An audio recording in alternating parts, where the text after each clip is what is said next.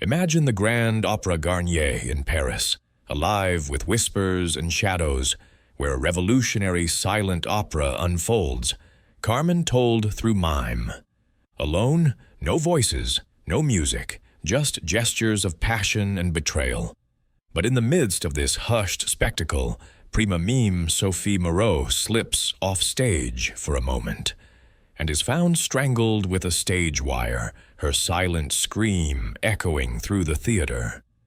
Enter Hercule Poirot, the meticulous detective with his waxed mustache and little gray cells, invited as a guest but now unraveling a web of jealousy, ambition, and hidden secrets.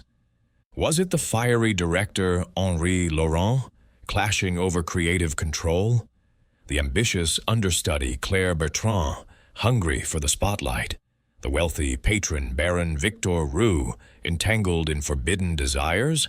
Or his enigmatic wife, the Baroness Isabella, harboring a shadowy past from Vienna? As Poirot pieces together clues, a bent black feather, a sharp-edged fan, a mismatched pearl, and a cryptic note signed V, suspicions swirl in the wings. In this tale of murder where silence is both art and weapon, the truth emerges in a dramatic confrontation, revealing the killer's deadly mime.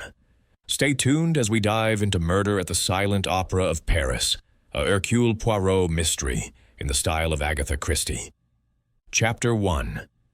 The Invitation to Silence. In the opulent confines of his suite at the Hôtel de Crillon, Hercule Poirot stood before the gilt-framed mirror, his fingers delicately twirling the ends of his magnificent mustache. It was a ritual as precise as the ticking of a Swiss watch, ensuring that each waxed tip curved with symmetrical perfection. The afternoon sun filtered through the lace curtains, casting a warm glow on the polished surfaces of his dressing table, where lay his silver-backed brushes and a bottle of his favored eau de Cologne. Paris in the spring was a symphony of blossoms and bustling streets, yet Poirot found himself momentarily detached from its charms, his mind occupied by a most unusual summons. The invitation had arrived that morning, delivered by a discreet hotel page on a silver tray.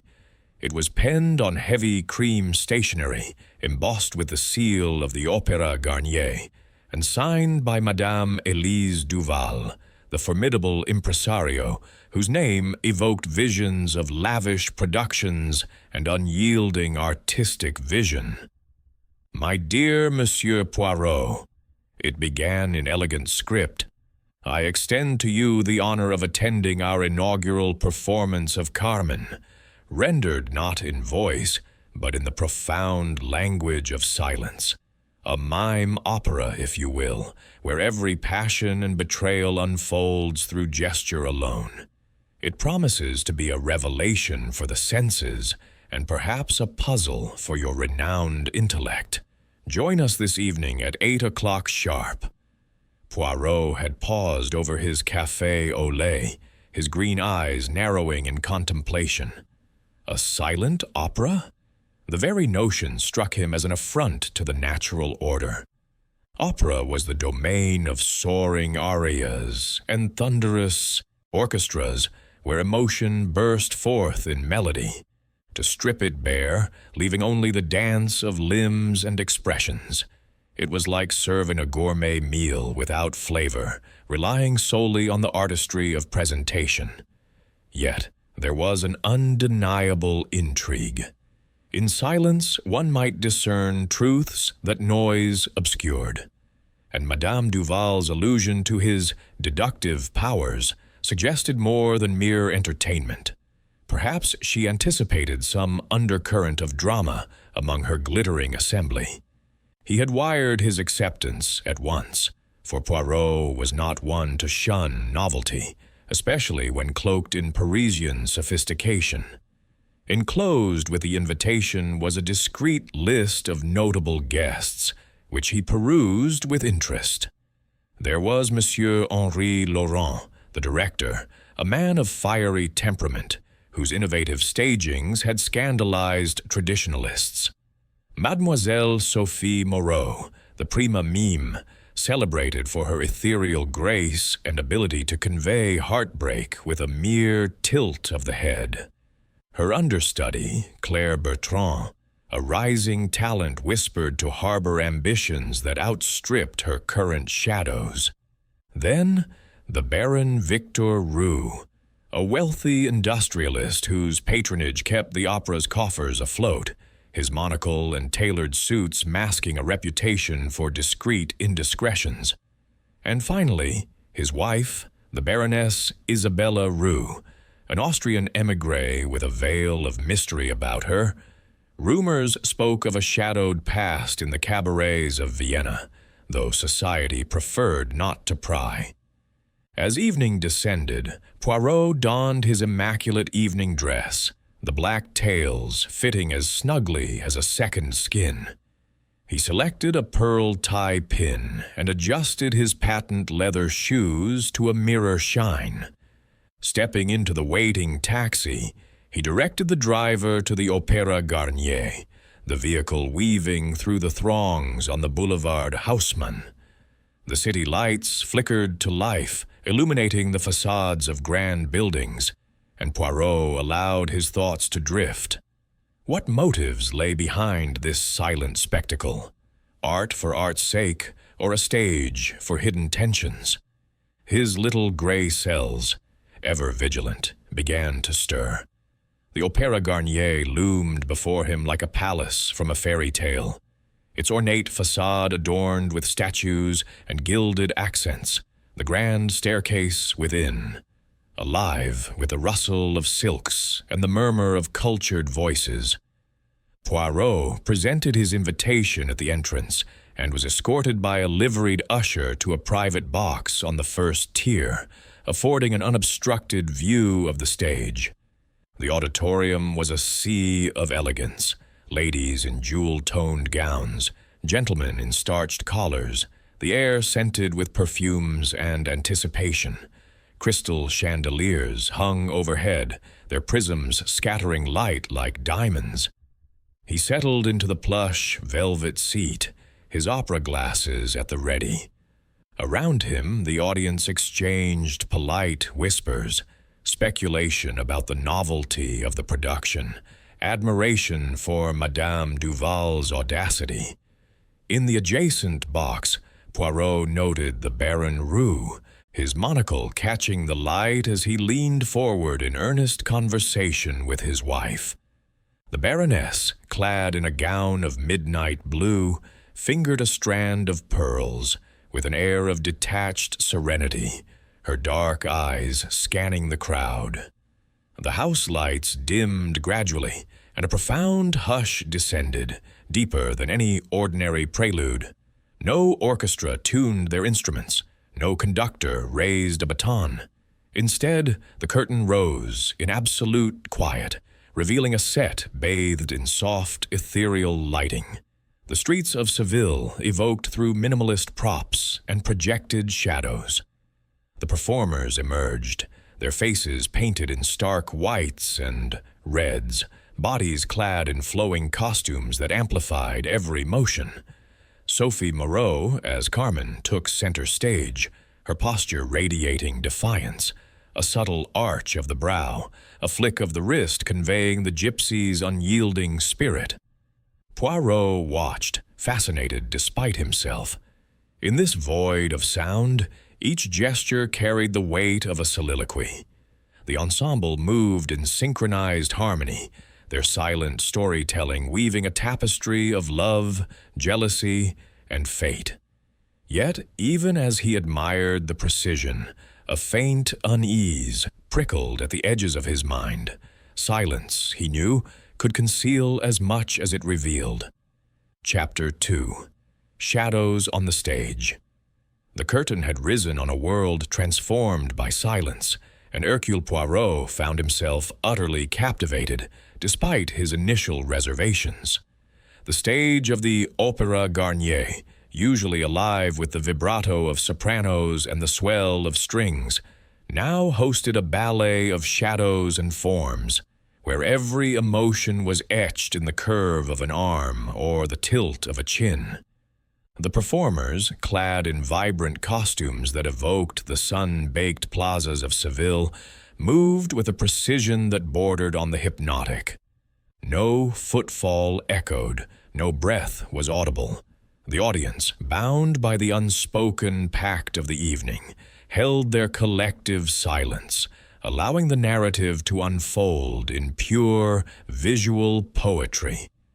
At the forefront was Mademoiselle Sophie Moreau, embodying Carmen with a ferocity that needed no words to ignite the imagination.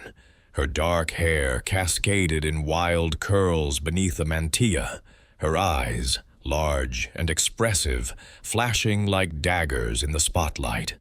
With a sweep of her hand, she summoned the spirit of the gypsy temptress, her body twisting in defiance as she mimed the act of rolling a cigarette, her fingers deft and teasing. The ensemble around her responded in kind, their gestures synchronized to convey the bustling energy of the tobacco factory. Soldiers in crisp uniforms strutted with exaggerated pomposity, their silent marches a parody of military rigor, while the factory girls fluttered like birds in a cage, their fans snapping open and shut in rhythmic punctuation. Poirot leaned forward in his box, his opera glasses trained on the scene. He admired the artistry, the way each performer distilled the essence of Bizet's opera into mute eloquence. Yet his detective's instinct, honed by years of unraveling human enigmas, detected undercurrents beneath the surface, calm. Monsieur Henri Laurent, the director, hovered in the wings like a vigilant sentinel, his lean frame taut with concentration. His face, illuminated by the spill of stage lights, wore an expression of mingled pride and anxiety. Pride in his creation, anxiety perhaps over its reception. Laurent was known in theatrical circles as a visionary, but also as a taskmaster whose demands could fray even the stoutest nerves. In the adjacent box, Baron Victor Roux observed the proceedings with evident fascination.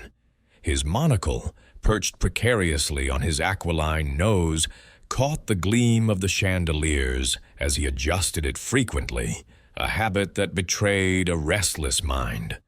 The Baron was a man of considerable means, his fortune built on steel mills and railway investments, yet he fancied himself a connoisseur of the arts. Beside him sat the Baroness Isabella, her posture regal and composed. She toyed with the strand of pearls at her throat, her gloved fingers tracing the smooth orbs in a gesture that seemed absent-minded, though Poirot wondered if it masked deeper thoughts. Her eyes, shadowed by long lashes, drifted not always to the stage, but occasionally to the audience, as if seeking something or someone amid the sea of faces. The first act progressed seamlessly, the silent rendition of the habanera, drawing murmurs of approval from the crowd, though quickly stifled to preserve the hush. Sophie Moreau's portrayal was masterful. She circled the stage like a predator, her hips swaying in invitation, her gaze locking with the mime playing Don José, compelling him with unspoken allure. The tension built through gesture alone, the soldier's hesitant advance, Carmen's playful retreat, culminating in a frozen moment of charged intimacy. As the scene shifted to the smuggling intrigue, the performers wove intricate patterns, their arms undulating like serpents, to suggest the stealthy passage through mountain paths. It was midway through the second act, during the chaotic mime of the cigarette factory brawl, that Poirot sensed the first ripple of discord. The stage erupted in controlled pandemonium. Factory girls clashed in exaggerated scuffles, their hands clawing the air, faces contorted in mock fury. Sophie, at the center, brandished an imaginary knife with theatrical flair, her movements sharp and decisive. But then, a falter, a mere hesitation in her step, so subtle that only the most attentive eye would catch it. Her arm, raised for a dramatic strike, trembled ever so slightly before resuming its arc. The audience, entranced by the spectacle, remained oblivious, their focus on the whirlwind of activity. Yet Poirot's little gray cells alerted him instantly. Was it fatigue, a momentary lapse in concentration, or something more sinister? His gaze sharpened, sweeping the peripheries of the stage.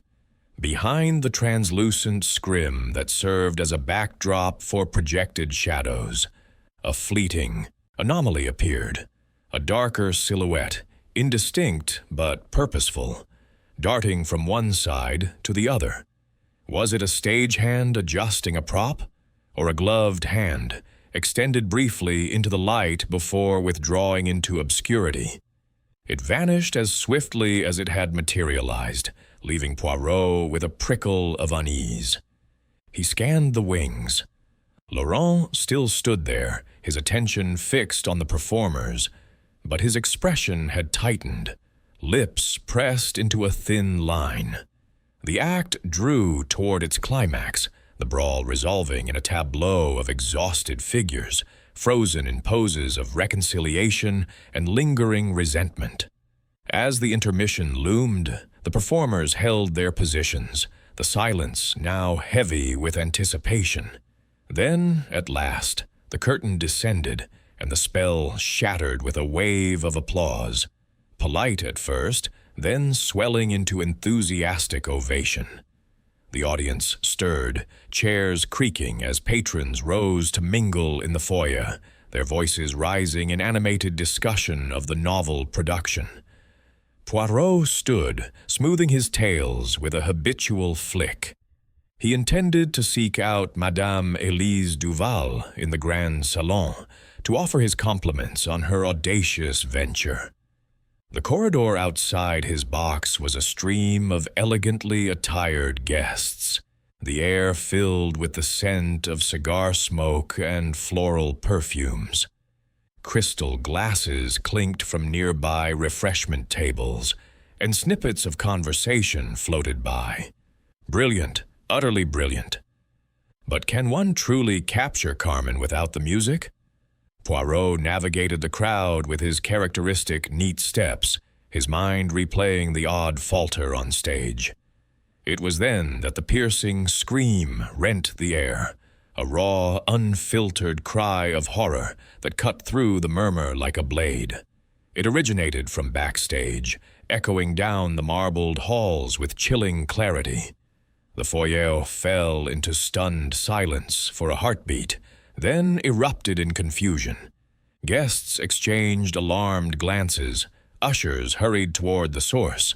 Poirot, his instincts aflame, quickened his pace, pushing through the throng with polite but firm apologies.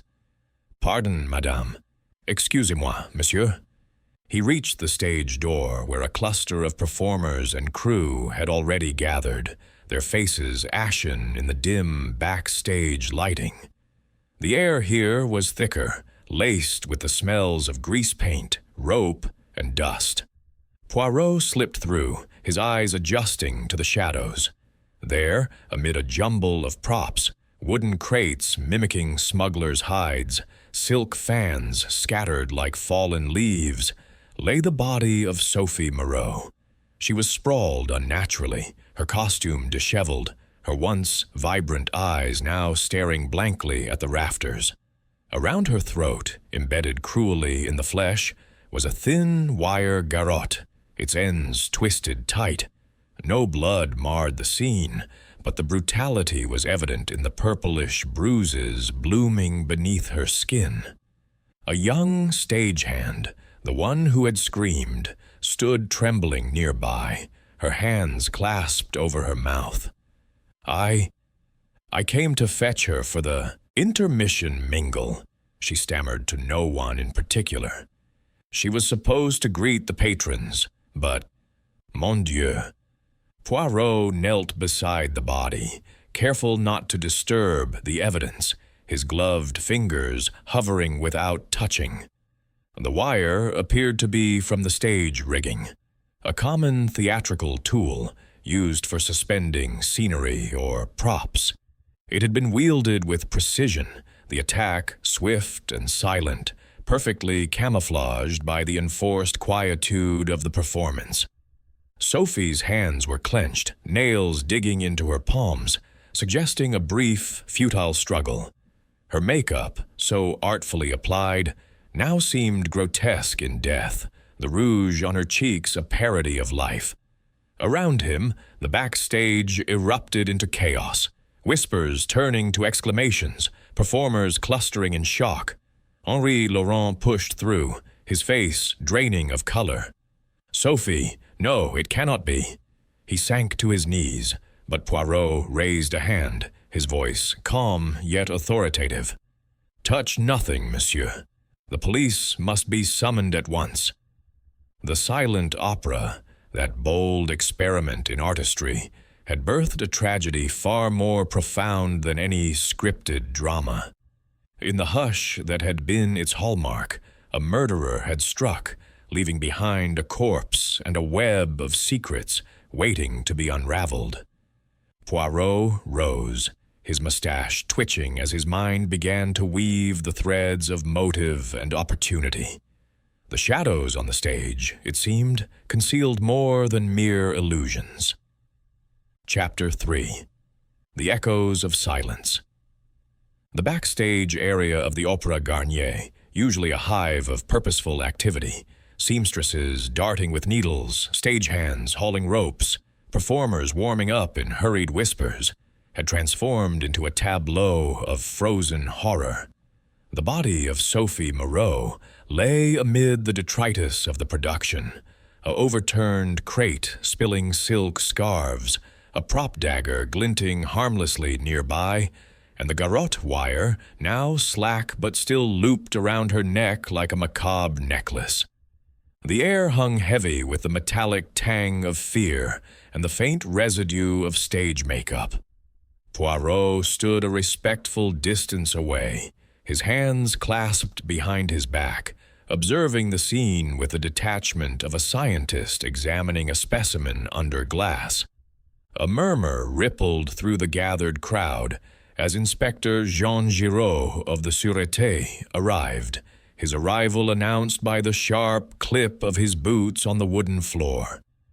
Giraud was a man of action, broad-shouldered and mustachioed in a style that lacked Poirot's finesse, his uniform impeccably pressed, but his manner brusque. He pushed through the cluster of wide-eyed stage hands and performers, his eyes narrowing at the sight of the Belgian detective. "Poirot, what brings you to this grim affair? Meddling in French police business again, eh?" Poirot inclined his head with a polite smile, undeterred by the inspector's familiar antagonism. "Mon cher inspector, I am merely a guest at this evening's performance, but fate, it seems, has cast me in a supporting role. The young lady's demise occurred during the intermission, and I was among the first to arrive." Giraud grunted, kneeling beside the body with a practiced eye. Strangulation with a garrote, crude but effective, and in silence, no less, fitting for this absurd mime show. He glanced up at the hovering crew. "Who found her?" The stagehand who had screamed stepped forward hesitantly, a girl of no more than 20 with freckles and a bobbed haircut, her hands twisting the hem of her apron. "It was me, Inspector, Marie Lefebvre. I was sent to fetch Mademoiselle Moreau for the patron reception in the foyer.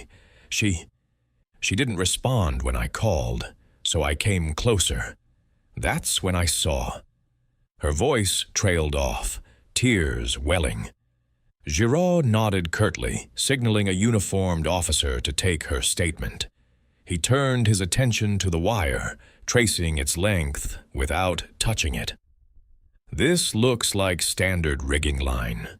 cut from one of the pulleys, perhaps, accessible to anyone backstage. He rose, dusting his knees. Time of death, recent within the last 15 minutes.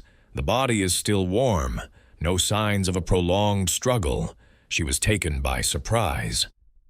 Poirot, who had been quietly circling the area, paused to examine Sophie's hands more closely. Her nails, painted a vivid red to match her costume, bore faint scratches, parallel lines, as if she'd clawed at something unyielding. But no fibers or skin fragments clung beneath them. The killer had been cautious. Nearby, on the dusty floor, lay a single black feather, its quill slightly bent.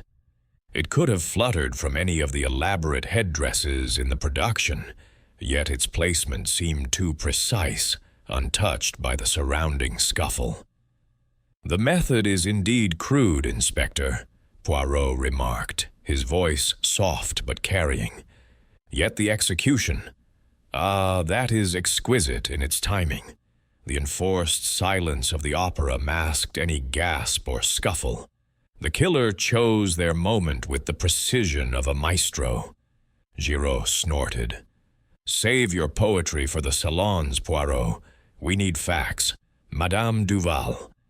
He beckoned the impresario, who approached with a handkerchief pressed to her lips, her elaborate coiffure slightly askew in the commotion. Elise Duval was a woman of formidable presence, her gown of emerald taffeta rustling like leaves in a storm, her eyes red-rimmed but resolute. "What can you tell us, madame?" Giraud demanded. Madame Duval drew a shaky breath.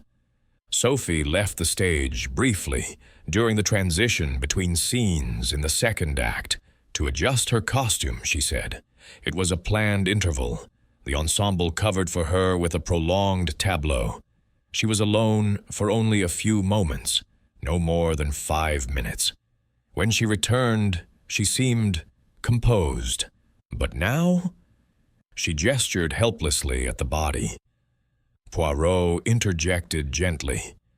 "And who had access to this area during that time, madame?"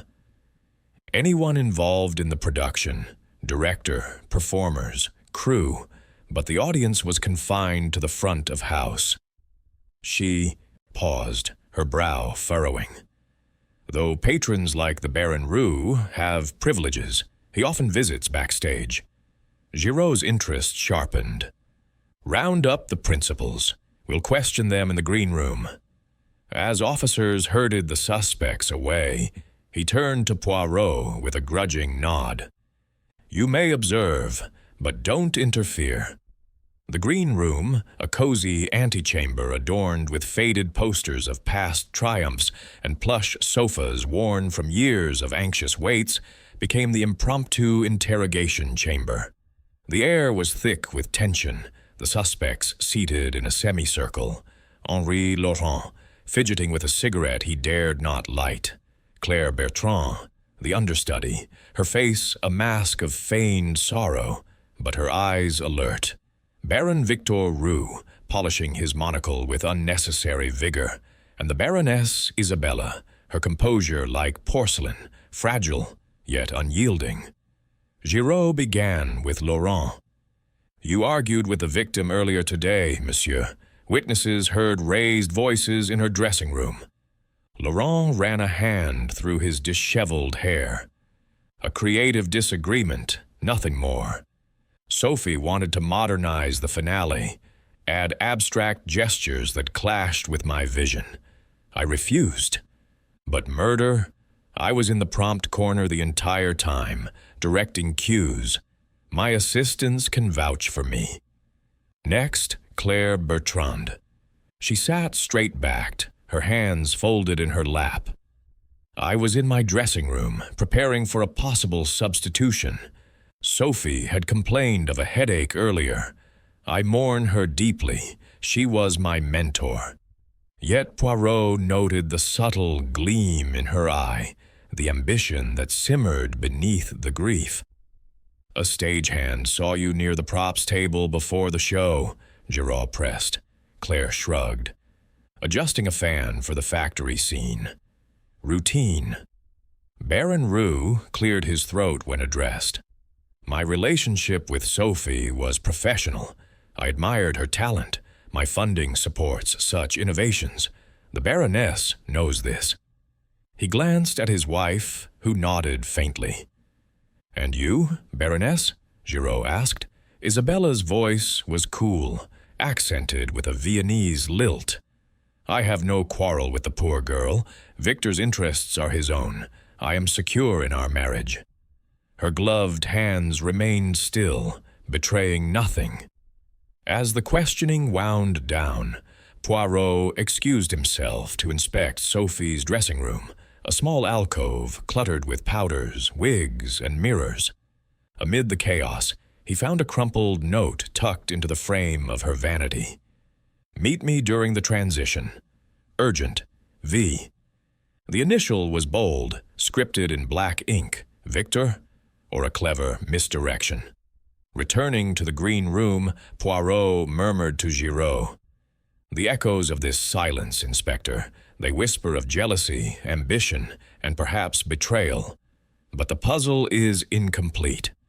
Giraud waved him off. "We'll see what the autopsy reveals. For now, no one leaves Paris." As the group dispersed under police watch, Poirot lingered, his mind a whirl of details. The bent feather, the scratches, the note. The killer had orchestrated their crime with the same artistry as the opera itself, but every performance left clues for the discerning eye. The night deepened outside the Opera Garnier, the city lights twinkling like distant stars. But within, the shadows of suspicion grew longer. Chapter 4. Whispers in the Wings. The green room of the Opera Garnier, a sanctuary typically reserved for the pre-performance rituals of artists, vocal exercises, last-minute costume adjustments, and the fortifying sip of herbal tea, now served as a makeshift chamber of inquiry. Its walls, lined with mirrors that reflected the weary faces of the assembled suspects, amplified the sense of scrutiny. Faded velvet curtains draped the windows, muting the distant hum of Paris nightlife, while a low table bore the remnants of an abandoned tray, half-eaten madeleines and cooling cups of coffee. The atmosphere was thick with unspoken accusations, each glance exchanged like a coded message in a spy novel. Hercule Poirot, seated on a brocade armchair that creaked under his compact frame, had positioned himself to observe the room's dynamics. Inspector Giraud paced the perimeter, his boots thudding rhythmically on the Persian rug, while a stenographer perched in the corner, pencil poised. The suspects had been sequestered here under polite but firm guard, their freedom curtailed until the initial round of questions could be completed. Poirot, with his characteristic blend of courtesy and incisiveness, had requested to conduct the interviews himself, a request Giraud granted with a reluctant shrug. Knowing the Belgian's reputation for unearthing truths that eluded more conventional methods, he began with Monsieur Henri Laurent, the director, who entered the room with the air of a man accustomed to commanding attention. Laurent's shirt was rumpled, his cravat loosened, and he carried the faint scent of tobacco from a hastily smoked cigarette in the corridor. He dropped into the chair opposite Poirot, his long legs stretching out as if to claim territory. "This is preposterous," he declared before a question could be posed, his voice laced with the dramatic inflection of the theater. Sophie was the heart of this production. Without her, the silent opera is mute indeed. Poirot nodded sympathetically, his green eyes steady. "Indeed, monsieur. Yet I understand there was discord between you. A witness overheard an argument this afternoon, in her dressing room no less." Laurent's fingers drummed on the armrest, a restless tattoo. Creative differences, nothing more. Sophie wished to alter the finale, infuse it with what she called modern abstraction, gestures that twisted the narrative into something unrecognizable. I insisted on fidelity to Bizet's spirit, even in silence. We exchanged words, yes, heated ones. But murder? Absurd. I am a director, not a destroyer. And your whereabouts during the fatal interval? Poirot inquired mildly. In the prompt corner, overseeing the cues. My assistants were with me. They can confirm I never left. The transition required precise timing, lights fading, performers shifting. I was the conductor of that silent symphony. Poirot made a note in his small leather-bound book, the scratch of his pen the only sound for a moment. Very well, monsieur. You may return to the others. Next came Claire Bertrand, the understudy, gliding into the room with a poise that belied the circumstances. She was younger than Sophie, her features sharper, her blonde hair pinned in a style that echoed the prima memes but with a touch more severity. She settled into the chair, her hands folded demurely, though Poirot noted the way her fingers interlaced tightly, knuckles whitening. Mademoiselle, Poirot began, you were prepared to step into Mademoiselle Moreau's role, were you not? One might say you stood to gain from this tragedy. Claire's eyes widened in feigned shock, then narrowed. How dare you imply such a thing? Sophie was brilliant, a mentor to me. Her time had passed, perhaps. Age catches us all in this profession. But I mourn her deeply. I would never... Poirot raised a placating hand. Of course, mademoiselle. Yet ambition is a powerful force. Where were you during the transition in the second act? In my dressing room, reviewing the choreography. I had no reason to be elsewhere. Her voice was steady, but Poirot detected a flicker, a quick glance toward the door. A knock interrupted. A stagehand entered at Giraud's summons, a burly man with calloused hands and a hesitant demeanor. You saw Mademoiselle Bertrand near the props table earlier, did you not? Giraud prompted. The man nodded. Aye, Inspector. Before curtain up, she was fiddling with one of the fans, the sharp-edged ones used in the brawl scene. Said it needed adjusting, but she lingered a bit, eyeing the rigging lines. Claire's composure cracked slightly. Nonsense. The fan was unbalanced. It could have disrupted the mime. I was merely ensuring perfection. Poirot dismissed her with a nod, his mind cataloguing the detail. The props table, home to wires, feathers, and fans. A convenient spot for reconnaissance. Baron Victor Roux followed, entering with the stiff gait of a man unaccustomed to interrogation. His monocle dangled from a chain, and he adjusted it nervously as he sat, his tailored suit creasing awkwardly. This is an outrage, he blustered. I am a patron of the arts, not a criminal. Quite so, Baron, Poirot replied smoothly. Yet rumors abound of your admiration for Mademoiselle Moreau. Was it purely artistic? Roux's cheeks flushed. My interest was in her talent, nothing more. Sophie brought life to the stage. My funding supported that. The Baroness understands such matters. We have an arrangement. He avoided Poirot's gaze, polishing his monocle with a silk handkerchief. And during the performance, did you leave your box? Only at intermission to stretch my legs. I was with Isabella the entire time. Poirot let the statement hang, sensing the unease beneath the Baron's bravado. Finally, the Baroness Isabella Roux was summoned. She entered like a queen, gracing a lesser court, her silk gown whispering against the floor, her pearl necklace catching the lamplight. She seated herself with elegant precision, her black lace gloves immaculate. "Madame," Poirot said, "your husband speaks of an arrangement. Does this extend to tolerating indiscretions?" Isabella's lips curved in a faint smile, her Viennese accent adding a melodic quality to her words. "Jealousy is a vulgar emotion, Monsieur Poirot. I have no need for it. Victor's dalliances are fleeting. Our marriage is built on firmer ground. Sophie was a diversion, nothing that threatened me." Her hands rested calmly in her lap, no tremor visible, yet Poirot's keen eye noted the way her fingers occasionally brushed the pearls. A soothing ritual, perhaps. As the Baroness departed, the interviews concluded, leaving Poirot and Giraud alone with the stenographer. "Well," Giraud demanded, "any revelations from your little gray cells?" Poirot rose, pacing slowly. "Motives abound, Inspector. Creative rivalry, ambition, jealousy, financial ties. But alibis are porous like a sieve."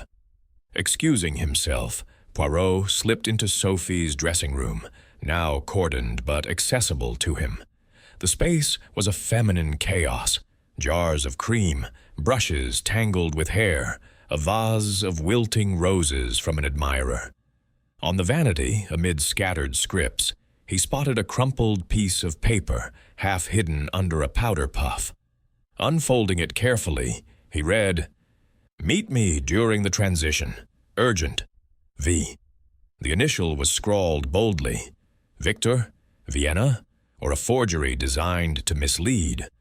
Poirot pocketed it discreetly, his mind swirling like cream in coffee.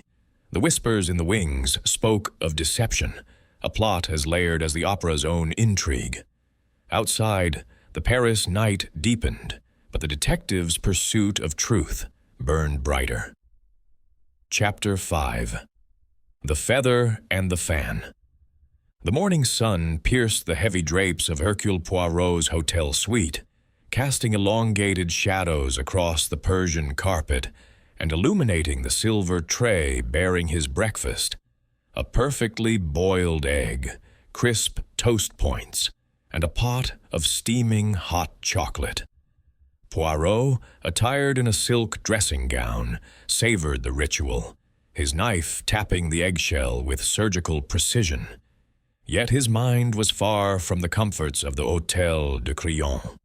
It replayed the events of the previous night like a film reel, each frame scrutinized for inconsistencies. The murder of Sophie Moreau had disrupted the symmetry he so cherished, and he resolved to restore balance through methodical inquiry.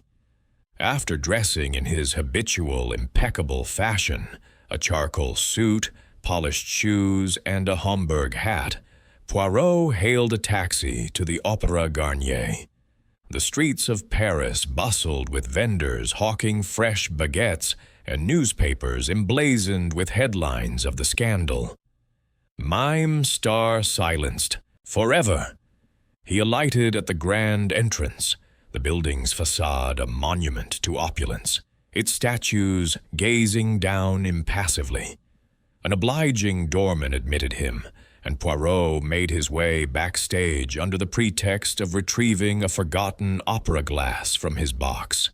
In truth, he sought to revisit the crime scene unobserved, before the police sealed it entirely. The stage area was deserted save for a lone cleaner sweeping debris, the air still tinged with the faint aroma of rosin and paint. Poirot approached the spot where Sophie had fallen, now marked by chalk outlines and yellow tape. He knelt, his magnifying glass in hand, examining the floorboards. There, amid faint scuff marks, lay another black feather, similar to the one he'd noted earlier, but this one pristine, unbent. "Curious," he murmured. "One feather disturbed, the other not. A plant, perhaps, or a genuine clue." Rising, he wandered to the costume racks, where elaborate garments hung like silent sentinels. Claire Bertrand's ensemble caught his eye. A gypsy skirt adorned with feathers, one missing from the hem. He plucked a matching feather, comparing it to his finds. The bent one from the scene had a subtle crimp, as if gripped tightly. Not from a fall, but from a hand, Poirot deduced. But whose?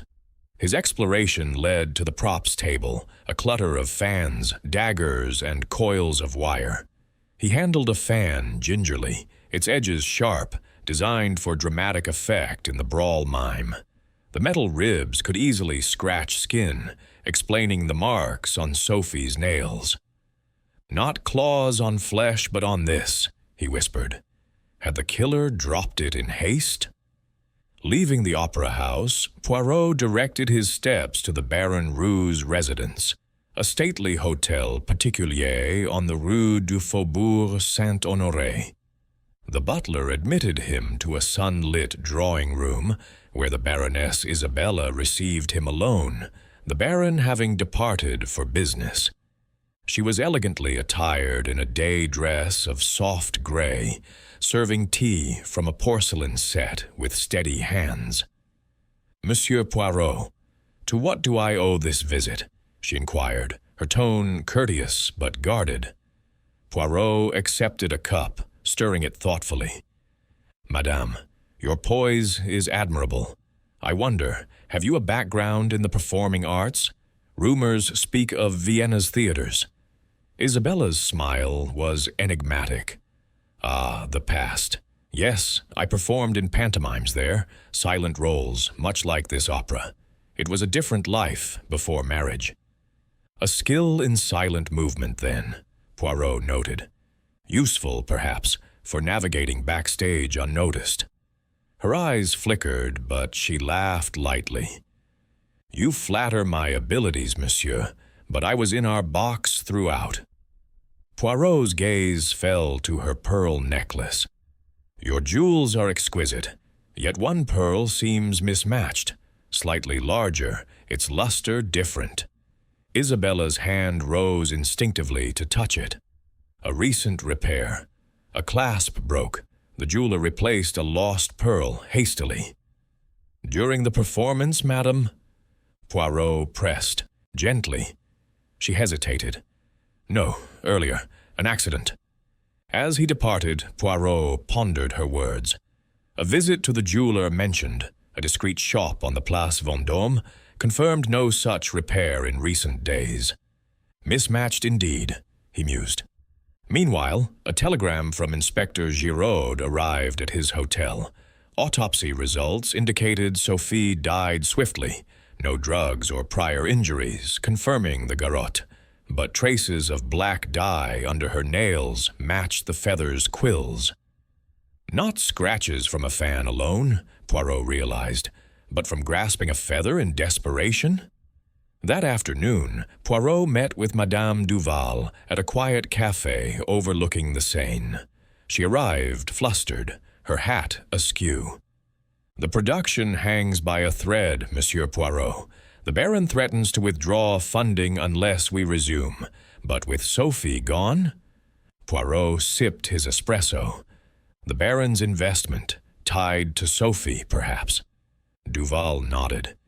He was infatuated, poured money in but demanded favors. Sophie resisted lately, threatening to expose him. Laurent knew he has debts too. Gambling. And Claire promised the lead if she played along. "Layers upon layers," Poirot said. "Like an onion, each peel reveals more."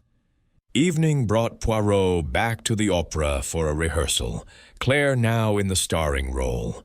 The silent performers glided through scenes, their gestures honed. During the brawl mime, Claire wielded a fan with vigor, its snap echoing faintly. As the action peaked, the fan clattered to the floor, unscripted. Poirot's eyes widened. The sound mimicked a possible struggle. Retrieving it, he examined the edges, sharp enough to mark nails, but no blood.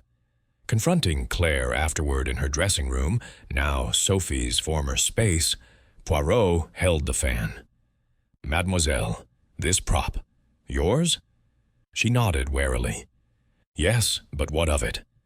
In the struggle, Sophie clawed not her attacker but this, dropped perhaps by the killer. Claire paled. I lent it to her earlier.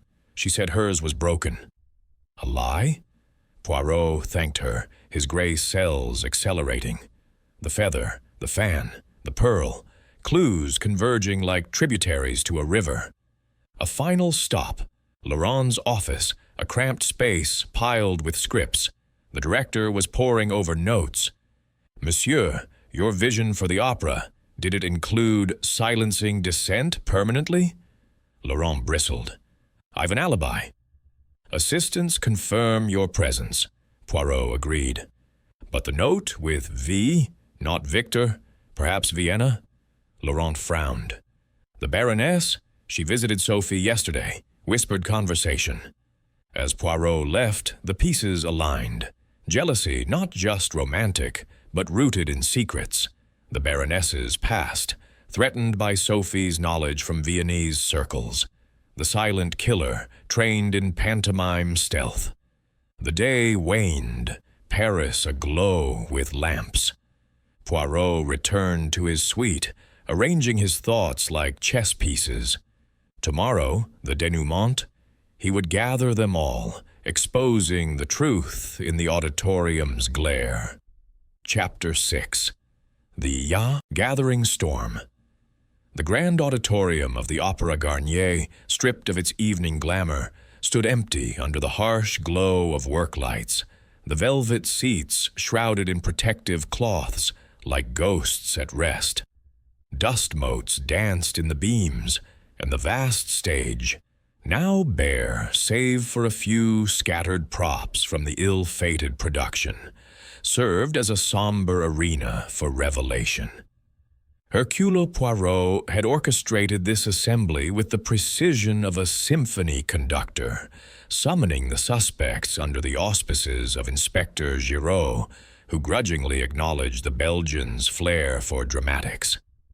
"If it uncovers the truth, proceed," Giraud had muttered, stationing officers at the exits to prevent any untimely departures. Poirot positioned himself center stage, the footlights casting elongated shadows that accentuated his compact stature and the impeccable curl of his mustache. Before him, in the first row of seats, sat the assembled group. Henri Laurent, slouched with arms crossed, his director's intensity simmering. Claire Bertrand, perched on the edge of her seat, her fingers twisting a handkerchief. Baron Victor, Roux, monocle in place, his face a mask of aristocratic impatience, and the Baroness Isabella, serene in her composure, her gloved hands folded neatly in her lap.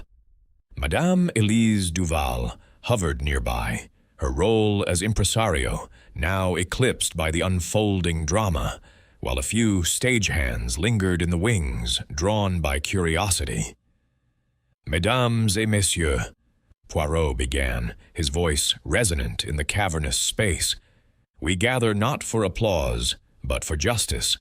The silent opera, that bold venture into the realm of gesture and shadow, has become the backdrop for a crime most foul. Mademoiselle Sophie Moreau, the prima mime whose artistry spoke without words, was silenced forever by a hand that wielded wire with deadly intent. But the killer, they forgot that even in silence, echoes remain. Clues whisper, and Hercule Poirot listens. He paced deliberately, the click of his patent leather shoes echoing like metronome beats. Let us reconstruct the evening. The performance unfolds, gestures of passion, betrayal, the brawl in the cigarette factory rendered in exquisite mime. Sophie falters briefly, a shadow behind the scrim, a gloved hand perhaps. Then, during the transition, she slips away to adjust her costume. Moments later, she is found garroted, the wire from the rigging twisted tight. No cry, no witness, perfectly concealed by the opera's enforced hush. Laurent shifted uncomfortably. We've been over this. My alibi. Poirot raised a finger, silencing him. Patience, monsieur. We shall address each in turn. First, the motives. You, Director Laurent, clashed with Sophie over the production's direction. Your vision clashed with her innovations, and your debts. Those gambling losses made the Baron's funding crucial. Lose Sophie, lose the show, or eliminate her to salvage your control. Laurent leaped to his feet. Ridiculous. I was in the prompt. Corner. Assistance. Swear to it. Indeed, Poirot conceded with a nod. Your position is confirmed. You directed the silent cues visible at all times. No, monsieur, you are not the hand that struck, but perhaps the mind that planned. Turning to Claire, Poirot's gaze softened, though his words cut sharp. Mademoiselle Bertrand, the understudy waiting in the wings. Ambition burns in you like a stage light. Sophie's role now yours. The spotlight beckons. You adjusted props earlier, the fan, the wires within reach, and the black feather at the scene matching those on your costume. Claire's eyes darted. A coincidence. Feathers are everywhere in this production. I was in my dressing room. Poirot produced the bent feather from his pocket, holding it aloft. This one, mademoiselle, was clutched in struggle, bent by desperate fingers, not fallen, but torn. Yet why plant it so obviously? To incriminate yourself? No, it points elsewhere. The Baron Roux cleared his throat, his monocle fogging slightly. This is theater, Poirot, not evidence. My admiration for Sophie was innocent. Financial support, nothing more. Baron, Poirot replied, pivoting toward him. Your admiration extended to pursuits less artistic. Sophie resisted your advances, threatened exposure. Your funding, a lever to coerce. And the note found in her dressing room. Meet me during the transition. Urgent. V. Victor, perhaps. Roux blustered, his face reddening. Forgery. I wrote no such thing. Isabella can vouch. I was with her in the box. Poirot's eyes twinkled. Precisely, Baron. The note is a red herring designed to implicate you. But the initial V, not Victor, but Vienna. We turn now to the Baroness Isabella Roux. The Baroness remained still, her expression unchanging, though a faint pallor touched her cheeks. Monsieur Poirot, you weave a fanciful tale. I have no connection to this tragedy. Au contraire, madame, Poirot said softly, approaching the edge of the stage. Your past in Vienna's pantomime theaters, silent performances, where movement is art and stealth a skill.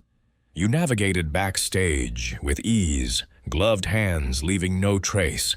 Jealousy? Not merely of an affair, but of secrets Sophie held from your shared Viennese circles. Whispers of your youth, indiscretions that could ruin your social standing. Sophie, learning of them, perhaps through mutual acquaintances, threatened to reveal all unless the Baron withdrew his attentions. Isabella's gloved fingers tightened imperceptibly. Preposterous speculation. Poirot continued, undeterred. The clues align. The mismatched pearl on your necklace, torn in the brief struggle, restrung hastily with an ill-fitting replacement. The jeweler confirms no recent repair by him. Sophie's nails bore scratches not from flesh, but from the sharp edge of your fan, which you carried concealed in your reticule, a prop from your pantomime days, perhaps. You dropped it backstage after the deed, but it was found, its edges matching the marks. Giraud, standing in the aisle, produced the fan from an evidence bag, its metal glinting. We matched the dye traces under her nails to the fan's lacquer, madam. And the feather? You plucked it from Claire's costume rack earlier, planting it to shift blame. The Baroness rose slowly, her poise cracking like fine china. You have no proof of my presence backstage. Ah, but the shadow behind the scrim, Poirot countered, witnessed by moi during Sophie's falter. A gloved hand. Your lace gloves, madame, black to blend with the shadows. And the note? Forged in your hand, the V a nod to your origins, misleading us to the Baron. You summoned her, struck swiftly in silence, your pantomime training ensuring no sound escaped. Isabella's eyes flashed with defiance, then dimmed. She was destroying everything, whispering my past to Victor, twisting him against me. I only meant to warn her, but the wire was there, and rage took hold. Her voice broke, a confession spilling forth like a dam burst. It was over in moments. Giraud stepped forward, handcuffs at the ready. Baroness Isabella Roux, you are under arrest for the murder of Sophie Moreau. The auditorium fell into a profound quiet, broken only by the click of restraints and the Baron's stunned murmur.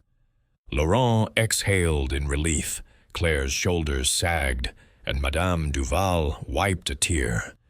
Poirot descended the stage steps, his work complete.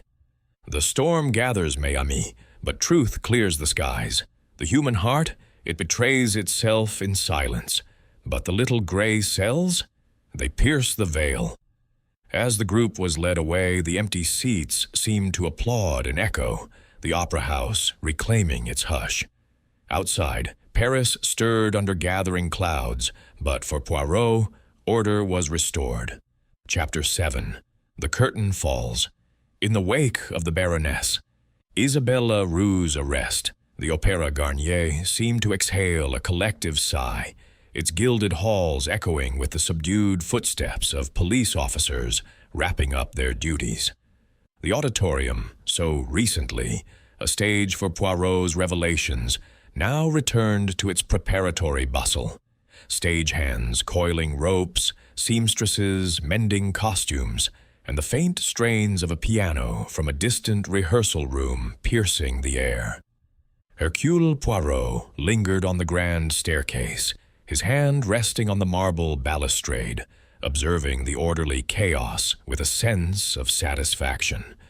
The puzzle had been solved, the asymmetry corrected, and justice, that most elegant of resolutions, had prevailed. Inspector Giraud approached, his brusque demeanor softened by a rare hint of respect.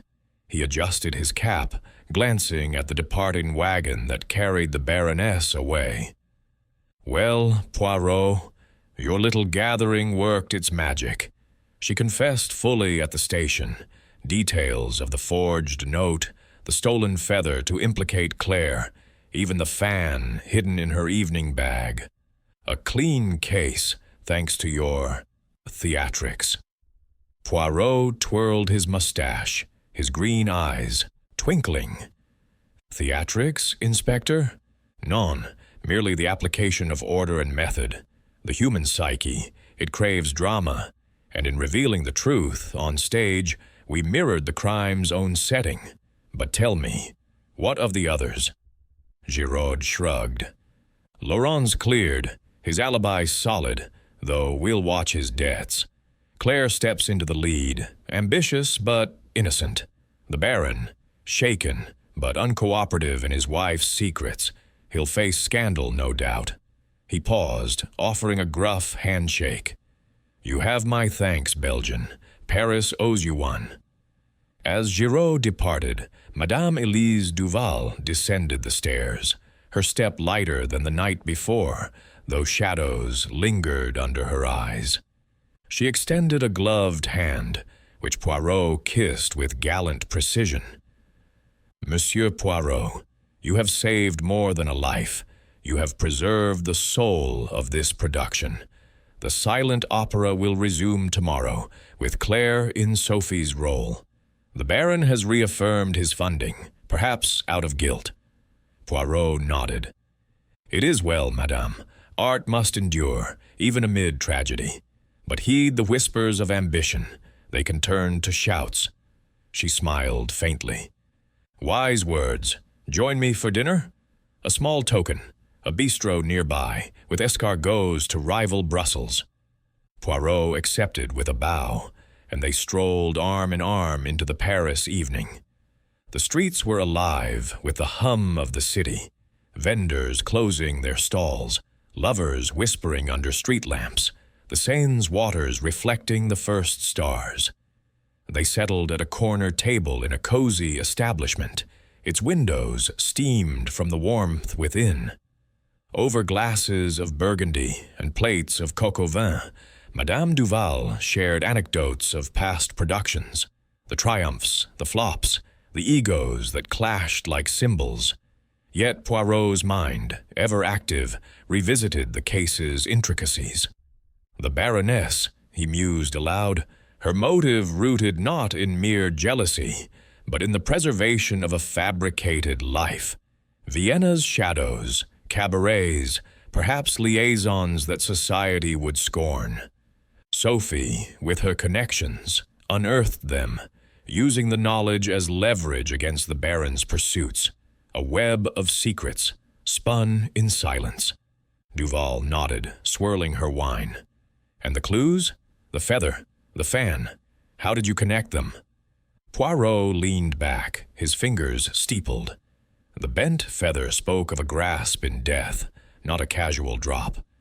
Matched to Claire's costume, it suggested framing. The fan's sharp edges explained the nail marks. Sophie clawed at it in her final moments, not at skin. And the pearl, a tiny imperfection in the Baroness's armor, betraying the struggle. Add her pantomime expertise, silent steps, gloved hands, and the picture emerges. The notes V sealed it. Vienna, her origin, not Victor. As the meal concluded with crème brûlée, its caramel crust cracked with a satisfying tap, Poirot felt the weight of the case lift. Madame Duval insisted on the bill, a gesture of gratitude, and they parted outside, the night air crisp with autumn's promise. Walking back to his hotel, Poirot reflected on the affair. The silent opera, a metaphor for the crime itself, passions conveyed without sound, betrayals hidden in plain view. Human nature, he knew, was a tapestry of desires, love, power, fear. The Baroness had woven hers into a noose, ensnaring herself. "The heart speaks volumes in quietude," he murmured to the empty boulevard. "But the intellect, it deciphers the unspoken code." Arriving at the Hôtel de Crillon, Poirot ascended to his suite, the doorman tipping his hat in recognition.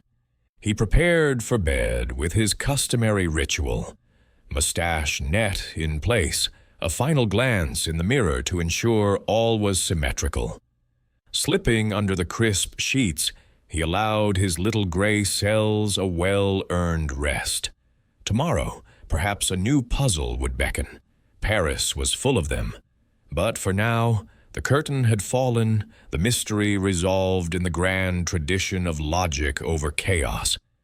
In the days that followed, the silent opera reopened to acclaim, its novelty undimmed by scandal. Reviews praised Claire's interpretation, noting a fresh vigor in the gestures. The Baron Roux withdrew from public life, his marriage a casualty of revelations. While the Baroness faced trial, her composure finally shattered. Poirot, ever discreet, declined interviews, preferring the anonymity of his methods. One afternoon, as he strolled the Tuileries gardens, leaves crunching underfoot, a telegram arrived from Hastings in England. "Old chap, another spot of bother at the manor. Fancy a visit?" Poirot smiled, pocketing it. The world never ceased its enigmas, and he, Hercule Poirot, was ever ready to unravel them.